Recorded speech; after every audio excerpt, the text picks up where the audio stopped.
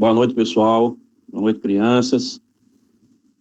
Primeiramente, desejar nossas boas-vindas, né, para esses nossos irmãos que estão se agregando a cada dia.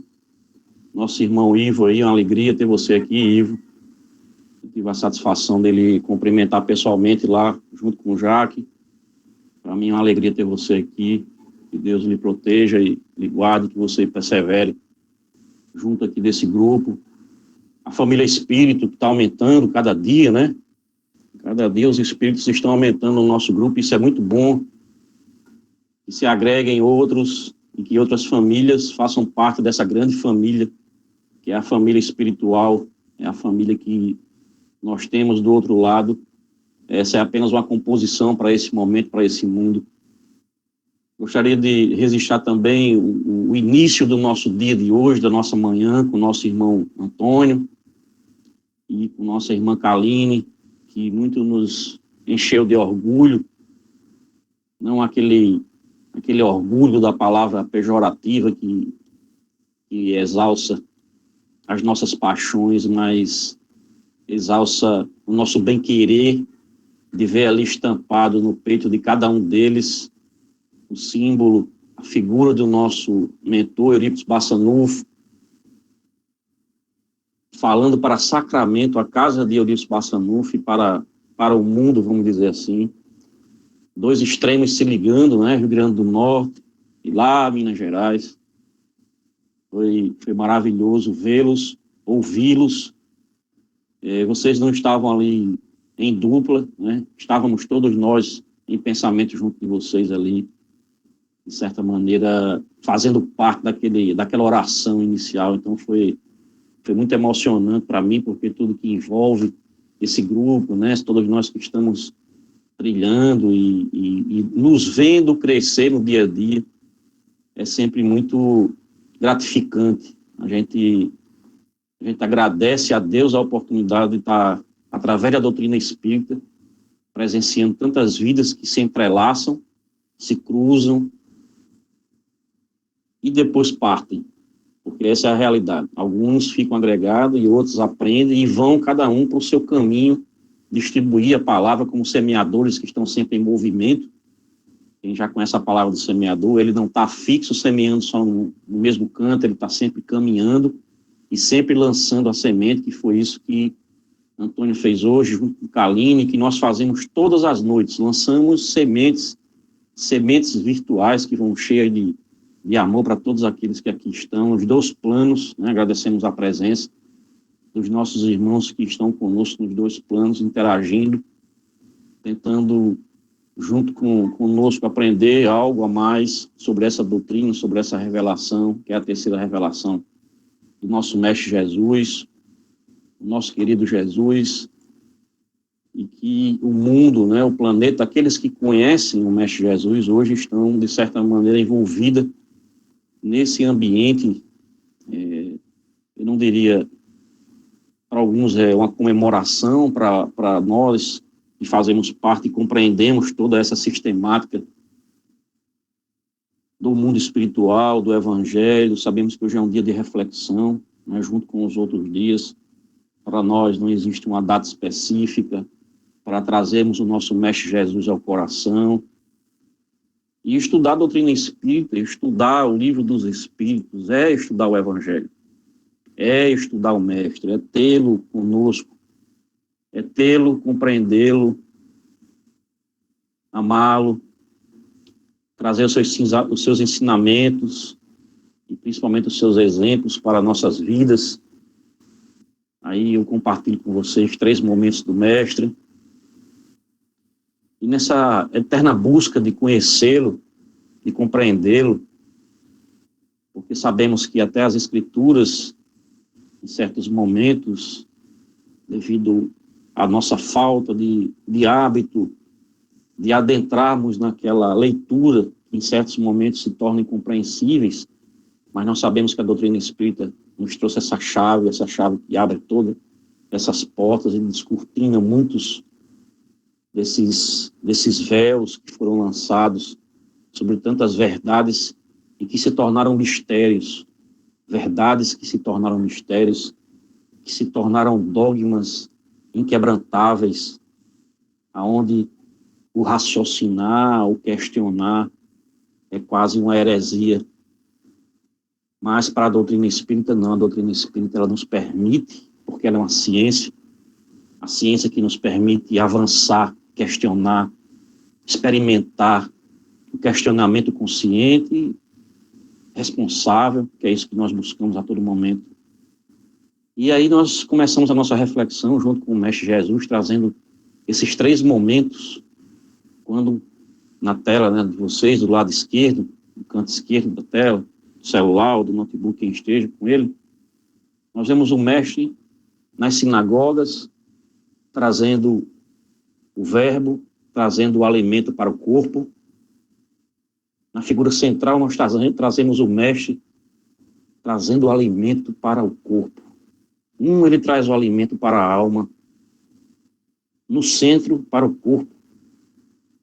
Do lado direito, o Mestre curando o corpo, tentando trazer uma segunda chance para todos aqueles que ele curou, porque eu já falei uma vez e repito, algo em comum a todos aqueles que foram curados pelo Mestre Jesus é que todos desencarnaram. Nenhum deles está vivo até hoje no nosso planeta. Porque as curas do Mestre Jesus, ela tinha um simbolismo, um propósito. Era revestido de uma divindade, de um ensinamento. Então, qual é esse Jesus que nós conhecemos? Qual é o Mestre Jesus? É aquele que veio só passar os ensinamentos, as parábolas, que em certos momentos elas parecem incompreensíveis. Quando nós entramos e tentamos refletir, parece que existe uma criptografia ali, que ela é inquebrável, né, Toninho? Que precisa ali do mais apurado dos programas desenvolvidos pelo ser humano para descriptografar aquilo, trazer à luz. Mas a mensagem ela é tão simples das parábolas, ela está tão à frente, tão visível. Nós é que não conseguimos enxergar porque ainda não temos olhos de ver. Essa é a verdade, não temos ouvido de escutar. Ainda não compreendemos o viver em espírito. Ainda tentamos viver revestidos pela carne, que tanto nos constrange, né? nos permite, e não nos permite a compreensão às vezes porque nós não buscamos essa compreensão. E hoje, nessa representação toda que nós estamos vivendo, essa psicosfera do planeta, para aqueles que conhecem o Mestre Jesus, né, hoje é considerado o sábado de Aleluia, é o sábado onde é pregado que aqueles daquela época de Jesus, ele já tinha passado pelo martírio, tinha sido crucificado, eles estavam em prece, em oração, velando aquele corpo material que teve aqui junto de nós, se fez homem não no gênero, mas no ser humano, porque ele precisava estar interagindo conosco. Para interagir nesse mundo, assim como nós, era necessário que o Mestre se revestisse desse corpo de carne, para poder interagir com todos nós. E hoje é o momento que se estaria esperando a ressurreição do Mestre. Domingo de Páscoa, tão incompreensível pela humanidade, que se limitou à troca de presentes, a uma busca desenfreada, a comprar ovos de chocolate, inserir um coelho na história. Como se busca sempre o excesso do consumismo, se esquece a mensagem, se esquece a obra, se esquece o homem, se esquece a divindade desse momento, que foi essa grande mensagem que o Mestre trouxe, que nós somos espíritos imortais, que a nossa vida continua, que o nosso planejamento tem que ser para milênios, e não para parcos 70 anos, 80 anos, que a literatura espírita nos diz que é um cisco, é um átimo de tempo tão rápido que passa, e quando voltamos à pátria espiritual, somos recebidos com já voltou, como foi rápido, não deu tempo nem de sentirmos saudade, quando estávamos sentindo saudade, você já voltou. E João, João, nosso João de Deus, ele sempre gosta de trazer textos do nosso querido Emmanuel, ele tenta trazer mais ou menos e traçar o perfil desse nosso mestre, o que é que ele veio fazer aqui no meio de nós. Me permitam fazer essa leitura. Emmanuel ele diz que o mestre divino não veio à Terra apenas para religar ossos quebrados ou reavivar corpos doentes, mas, acima de tudo, descerrar horizontes libertadores à sublime visão da alma, banindo o cativeiro da superstição e do fanatismo. Em meio ao coro de hosanas que fazia levantar a turba de enfermos e paralíticos, efetuava a pregação do reino de Deus, que, no fundo, era sempre aula de profunda sabedoria, despertando a mente popular para a imortalidade e para a justiça. Fosse ao topo do monte, ao pé da multidão desorientada, ou no recinto das sinagogas, onde lia os escritos sagrados para ouvintes atentos, fosse na casa de Pedro, Simão Pedro, alinhando anotações da Boa Nova, ou na barca dos pescadores que convertia em cátedra luminosa na Universidade da Natureza, foi sempre o mestre, leal ao ministério do ensino, erguendo consciências e levantando corações, não somente no socorro às necessidades de superfície, mas na solução integral dos problemas da vida eterna, meus irmãos. Esse é uma humilíssima homenagem ao nosso Mestre Jesus, entrando nessa psicosfera da humanidade daqueles que conhecem o Mestre Jesus e a sua história. Essa passagem está na obra Doutrina Escola, por diversos espíritos, e especificamente essa leitura está no capítulo 11, com o título Jesus e Estudo, mensagem de Emmanuel. Agradeço profundamente, meus irmãos, essa introdução necessária para o nosso estudo da noite de hoje, desejando que todos nós continuemos nesse clima de paz e harmonia, entrando no tema da noite, que é esse tema tão apaixonante, assim como todo o livro dos Espíritos, porque a obra é dos Espíritos, não é dos homens encarnados. Por isso que ela nunca será destruída, as tentativas serão vãs em fazê-las, mas ela permanecerá, a cada dia se fortificará, se expandirá, assim como temos tantos aqui no grupo procurando aprender, procurando modificar-se intimamente, para poder junto, cada um com o seu trabalho humilíssimo, de tentar trazer um alento primeiro para si mesmo, porque precisamos estar bem conosco mesmo, precisamos nos conhecer, estarmos em paz para poder transmitir a paz, levar a paz para aqueles que estão ao nosso derredor. Se estamos em aflições, não é, Carlinhos? Que durante a semana foi tratado, ainda estamos tratando, e foi tema de hoje, da abordagem, causas atuais das aflições.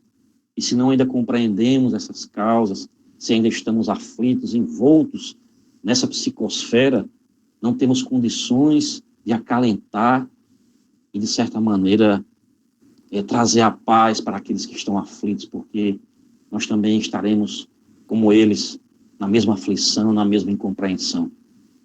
Então, quando adentramos no estudo, quando procuramos trazer para o nosso íntimo, aí nós nos transformamos, e essa transformação nos permite trazer outros tantos que aqui estão nesse momento nos dois planos, encarnados e desencarnados, desencarnados que nós não conseguimos nem ver. Tão grande é a extensão que eles se encontram nesse momento. Tão grande é a extensão e a alegria de estarmos aqui, bebendo dessa água viva que é a terceira revelação trazida pelo Mestre Jesus. E aí nós vamos entrar nesse tema semelhanças físicas e morais. Trazemos aí fotos de pessoas conhecidas de vocês, né? Pai e filho, né? Isso aí são pai e filho, filho, né? E a mãe, a parecença física, porque nós vamos estudar e tentar compreender que a semelhança moral, ela não herdou, né, dos pais, vamos dizer assim. Nós não trazemos esse gene, né? O gene XX, né? Para as meninas, o XY para os meninos, que faz essa transformação nessa nossa concepção necessária para esse mundo, precisa dessa combinação de gametas, precisa dessa interação entre seres opostos que se atraem pelos gêneros, pela possibilidade da criação. E aí tem as meninas que fazem esse papel de abrir essa porta para a encarnação e a reencarnação de tantos irmãos que precisam adentrar. E aí nós temos, alguns vocês conhecem, né? O William Bonner com o filho dele, a semelhança, né? Esse da esquerda também é um ator global, essa Eliane Ranaldi, a parecença com o filho dela, né? Sandy, né? Com a mãe dela, que tem essa parecença muito forte. E é interessante porque quando você, dentro da área de Toninho, a leitura facial, né? Quando você dá uma pesquisada, mesmo de forma rasteira, a leitura facial para identificar, ele sempre procura, né, a ponta do nariz, a ponta do queixo, as maçãs das bochechas, do rosto, né? Essa questão do olho, que é onde eles conseguem identificar, e quando vocês percebem a parecença, e vocês focarem nesse canto, né, nesses que são tão parecidos, você percebe a ponta do queixo, é a do nariz, é a maçã, do rosto, que vem essa parecença que é parecença física apenas. Nós vamos caminhando, e aí nós vamos trazer todo esse cabedal de informações através dessas questões. São 12 questões que nós vamos calmamente passear com elas, né, por elas. Vamos refletir, isso vai trazer muitos questionamentos, mas vamos, né, focar e ter a certeza de trazer as nossas dúvidas com relação a esse tema, porque perguntas que nós tentamos fazer e queremos beber desse conhecimento, estão um pouco mais na frente, né? E a gente tem que ter calma, ir devagar, refletindo sobre elas. Então nós vamos iniciar da questão 207 e vamos até 207 ao longo dos nossos encontros, quarta-feira, próximo sábado, e vamos caminhando com tranquilidade. A questão 207, né, trazemos outra parecença. Questão 207, quando Kardec começa esse questionamento para tentar entender sobre essas semelhanças físicas e morais. E aí eu chamo logo a atenção de vocês que essas parecenças, né, e a perfeição moral nós vamos estudar em profundidade a partir da questão 893, que está no capítulo 12, que tem na perfeição moral, que a gente sempre cita Santo Agostinho, que tem aquela reflexão maravilhosa dele, que a gente deve sempre meditar sobre ela. E Kardec pergunta, já tentando entender de onde vem, será que tem alguma referência? Será que aquele pai, que é um homem moralizado, ele de certa maneira trouxe um filho, né, moralizado para o seio dele, porque originou dele exclusivamente? Nós temos que começar a nossa reflexão, e nós já estudamos o espírito, né, junto desses outros temas que nos cercaram, da pluralidade das existências. Sabemos que os espíritos, eles são individuais, eles são criados por Deus, o espírito não gera de espírito, só o corpo é que é gerado outro corpo, mas o espírito não. O espírito, ele é único, é a criação única do nosso Pai. Em determinado momento já passamos pela mão do nosso Pai, no momento da criação. Estamos a todo momento tentando esse religare, é o religar a Deus, que é o religar da religião que foi distorcida, mas quando pensamos na religião como o religar a Deus, é isso que nós tentamos fazer o tempo todo, que Moisés, né, iniciando com Abraão, Isaac, Jacó, veio Moisés, o rei Davi, os profetas, Salomão, seu filho, depois tivemos todas as pleiades de profetas e espíritos, depois veio João, que foi o último dos profetas, e eu peço a Deus um dia estudar com vocês essa figura de João, que era o profeta, hoje seria o profeta politicamente incorreto.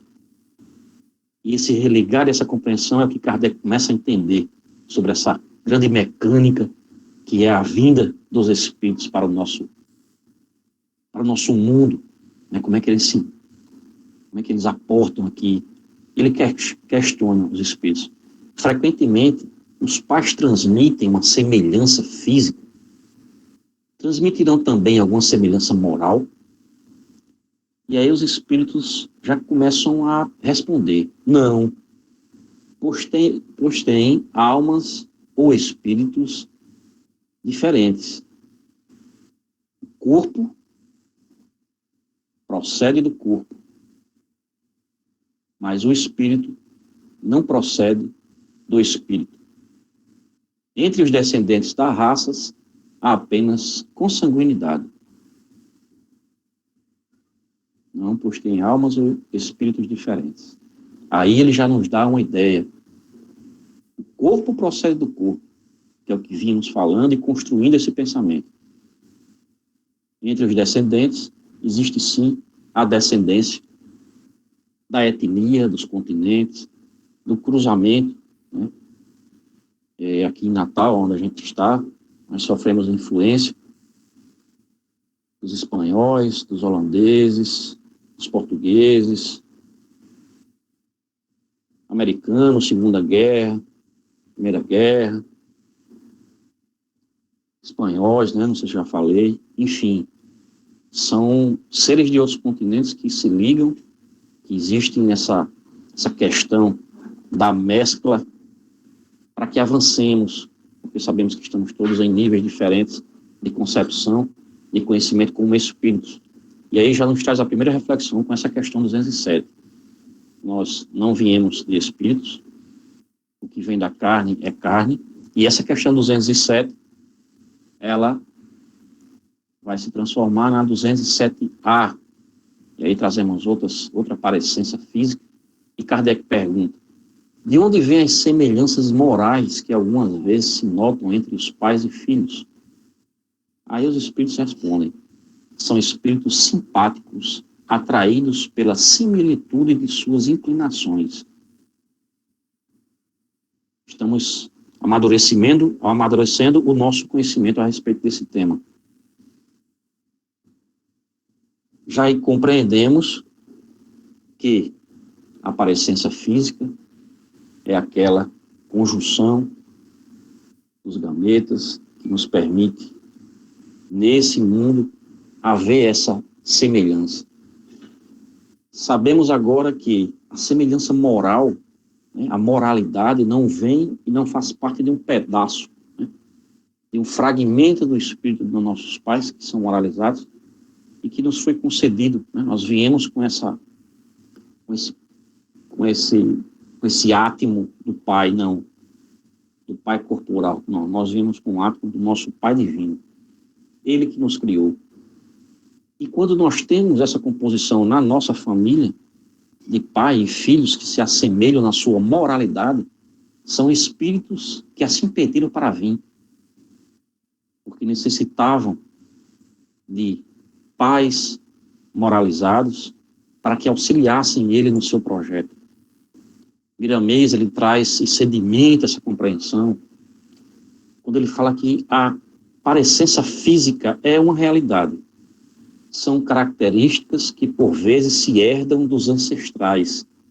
E nesse fio quase interminável que se sucede na expansão familiar, aparecerão, juntamente com o físico, variadas enfermidades ou predisposições para tais. Se isso ocorre, não é que os descendentes pagam pelos avós, pais e tios, mas por estarem envolvidos nos mesmos processos de evolução. Não há injustiça na contabilidade divina. Ninguém recebe o que não merece. Mas, mesmo recebendo o que merece, Jesus se encontra lado a lado com o sofredor, com a sua presença incomparável a nos dizer: a paz seja convosco. Já comentamos infinitamente que o Espírito não gera Espírito, como nos ensina o Livro dos Espíritos, obra inspirada e assistida por Jesus. Entretanto, pode acontecer que surjam em família semelhanças morais por afinidade de pendores, por simpatia dos grupos de almas em processo de ascensão.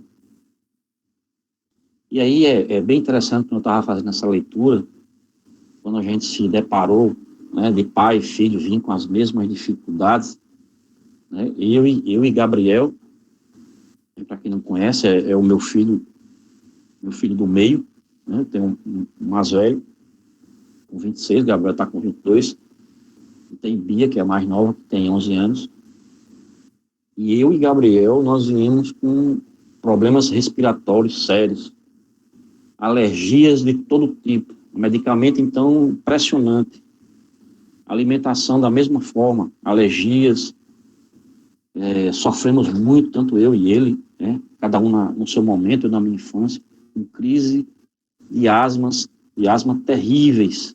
Hoje eu vejo a questão da Covid, as pessoas com dificuldade de respirar, eu sei exatamente o que é isso. Eu tenho gravado na minha mente, quando eu era criança, devia ter uns 8, 9 anos de idade, não mais que isso, eu deitado numa rede, puxando o ar, e qualquer movimento que eu fazia, nem que fosse balançando a cabeça de um lado para outro, a falta de ar aumentava, como se eu estivesse correndo os 100 metros rasos, né, aquele de Usain Bolt, porque era uma dificuldade de respirar enorme. E isso eu não convivi apenas como alguns conviveram e convivem, né, no hospital hoje em dia, 14, 20, um mês, não. Foi a minha infância toda, a minha adolescência toda. Gabriel também passou pelos mesmos problemas, não na potencialidade da minha época, que imagine aí, 1970 e alguma coisa, 78, não existia, né, as vacinas, os medicamentos, as bombinhas, né, que já usei muito também, e ainda uso de vez em quando, né, ainda tenho de vez em quando umas crises de asma, mas bem leve. E aí, quando a gente estuda a doutrina espírita, a gente tem esse conhecimento, são espíritos afins, né, que se juntaram, que têm a mesma prova, e isso a gente conversa muito, eu e ele, e é impressionante pelas coisas que a gente passou, né, e ele, agora, graças a Deus, trilhando outro caminho profissional dele, nesse mundo, né, mundo de UTI, nesse mundo de Covid, que ele está todo dia agora, com plantões de 12, 18 horas, e vendo o sofrimento, e ele tem uma empatia maior ainda, porque ele viveu, ele sabe o que é isso, né? E a especialidade dele é exatamente na área pulmonar. Ele se especializou, porque isso mexeu, né, com ele, e aí você começa a entender o porquê. Ora, como é que uma pessoa como ele, né, que buscou trilhar a fisioterapia, se encantou pela parte respiratória, por encontrar empatia com aquelas pessoas que passavam por aquele sofrimento, porque ele sabe exatamente o que é isso. Graças a Deus veio para o Espiritismo, né, ainda está, e vai ainda trazer muitos bons frutos, e está trilhando junto com a gente aqui. Infelizmente ele não pode mais com a mesma intensidade, porque ele está começando a vida profissional dele agora, e é necessária essa dedicação para mais na frente ele poder se dedicar com mais tranquilidade. Mas vocês entendam a relação, né? Veio um pai também que tinha o mesmo problema dele, dentro das suas afinidades, que precisava, eu conhecendo, passando por aquilo, tendo um filho, compreendendo e auxiliando, para que ele pudesse agora estar trilhando esse trabalho dele, auxiliando as pessoas e se especializando nessa área.